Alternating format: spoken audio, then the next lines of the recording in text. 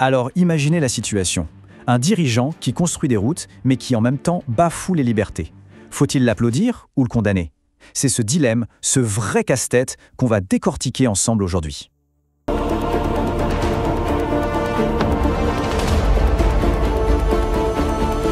Voilà, la question est posée. Cash. Faut-il tout pardonner à un président juste parce qu'il fait du bon travail? Est-ce qu'on peut vraiment fermer les yeux sur tout le reste juste parce qu'il a l'air de faire le job? C'est une question qui nous touche tous en tant que citoyens. Et attention, ça, ce n'est pas juste de la théorie.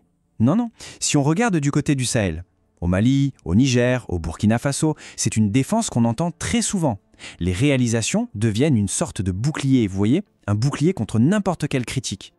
Et ça nous plonge directement au cœur du problème, le fameux dilemme du bon travail. On va voir comment des réussites bien réelles, bien concrètes, sont en fait utilisées pour couper court à toute discussion. Ah, on la connaît tous cette phrase, pas vrai? Oui, mais regardez ce qu'il a fait, regardez les routes, les écoles. Et hop, fin de la discussion. C'est presque magique, comme si quelques kilomètres de goudron pouvaient tout effacer. Du coup, il faut bien la poser, cette question qui dérange.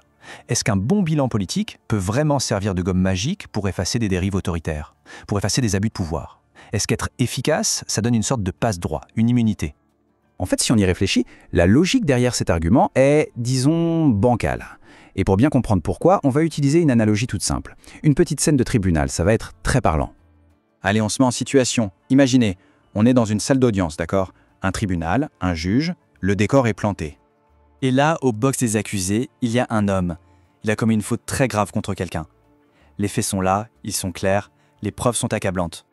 Et pour se défendre, qu'est-ce qu'il dit? Il ne nie même pas. Il dit « C'est vrai, j'ai fait quelque chose de mal, mais j'ai aussi fait plein de bonnes choses dans ma vie. J'aide ma communauté, je suis quelqu'un de bien. » Alors la vraie question, c'est est-ce que le tribunal devrait l'acquitter juste sur cette base? Est-ce que ça paraîtrait juste?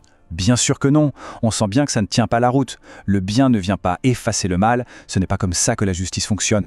Eh bien, c'est exactement la même logique qu'on applique à un dirigeant politique pour excuser ses excès, ses injustices. Oui, il a fait ça, mais il a aussi construit des routes. C'est le même raisonnement fallacieux. Du coup, comment on fait pour juger un dirigeant de manière juste? Il faut aller plus loin que le béton et les discours nationalistes. Il faut vraiment regarder l'ensemble du tableau. Alors oui, bien sûr, construire des routes et des écoles, nationaliser des ressources, c'est important, c'est même crucial. Mais attention, ça, ce n'est que la moitié du bulletin. Sur l'autre moitié, il y a des matières qui sont tout aussi, sinon plus importantes. La bonne gouvernance, le respect des libertés et la justice pour tous. Et ça, ce n'est pas une option. D'ailleurs, il y a une phrase qui résume ça à la perfection. Le développement sans la justice finit toujours par créer une autre forme d'oppression. C'est exactement ça. On ne fait que déplacer le problème. Et il faut être lucide. L'histoire de l'Afrique est pleine de ces scénarios.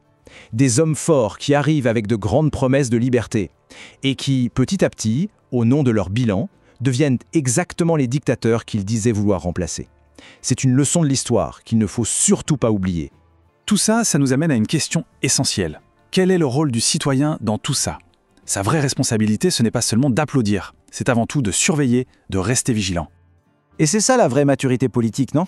C'est être capable de soutenir un dirigeant pour ce qu'il fait de bien, tout en gardant un esprit critique. Parce que soyons clairs, poser des questions, ce n'est pas de la trahison, c'est une preuve d'intelligence collective. Et là, il faut faire très attention à ne pas tout mélanger. Il y a le patriotisme d'un côté et le culte de la personnalité de l'autre. Ce n'est pas du tout la même chose. Le patriote, il défend des principes, la vérité, il demande des comptes. Le partisan du culte, lui, il glorifie une seule personne, il la protège et il accepte d'être aveugle. C'est vraiment l'opposé. Donc, pour résumer ce point qui est vraiment crucial, le rôle d'un citoyen, ce n'est pas d'être dans un fan club, c'est d'être un veilleur, un gardien. C'est cette vigilance qui est le seul vrai garde-fou contre les abus de pouvoir. Concrètement, ça ressemble à quoi, une approche citoyenne mature? Eh bien, c'est un équilibre subtil. D'un côté, on salue les réalisations, on félicite les efforts, on reconnaît les progrès. Ça, c'est juste. Mais, et c'est un grand mais, on ne baisse jamais sa garde. Jamais. Parce qu'au final, il y a une chose fondamentale qu'on ne doit jamais oublier, surtout dans une démocratie. Un président, ce n'est pas un dieu, c'est un serviteur, un employé du peuple en quelque sorte. Et la conclusion logique de tout ça, elle est simple, elle est imparable. Même le meilleur des serviteurs doit rendre des comptes. Personne, absolument personne, n'est au-dessus des lois. Alors je termine avec ça, une dernière chose à laquelle réfléchir. Un dirigeant peut construire des kilomètres de route, mais s'il détruit la liberté sur son passage, que reste-t-il vraiment? Il peut se battre contre l'impérialisme, c'est vrai, mais s'il installe la peur au sein de son propre peuple, n'a-t-il pas juste remplacé un maître par un autre? C'est une question qui mérite qu'on s'y arrête.